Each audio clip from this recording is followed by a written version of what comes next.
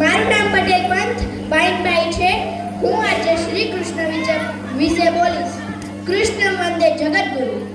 ભગવાન શ્રી કૃષ્ણનો જન્મ શ્રાવણ વદ આઠમને મથુરાની જેલમાં થયો હતો. તેમને જન્મ આપનાર માતા દેવકી અને પિતા વાસુદેવ હતા. તેમના પાલક માતા પિતા જશોદા અને નંદ બાબા હતા.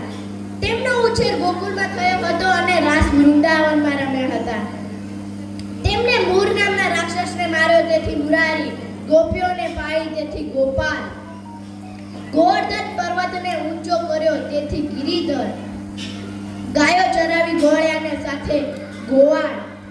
તેમ અનેક નામોથી ઓળખનાર શ્રી કૃષ્ણ માટે તો એટલું જ કહેવાય કે આપણે બધા બહુ ભાગ્યશાળી છીએ કે તેઓ ભારતમાં જન્મ્યા. તેનાથી ભાગ્યશાળી તો કહેવાય કે તેઓ ગુજરાતમાં દ્વારિકા નગરીના રાજા કહેવાય.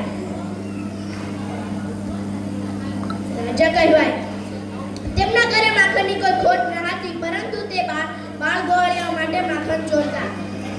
તેમને પૂતના માસી બકાસુર, અગાસુર, હંસ અને ડિંભક જેવાને ભણ્યા હતા.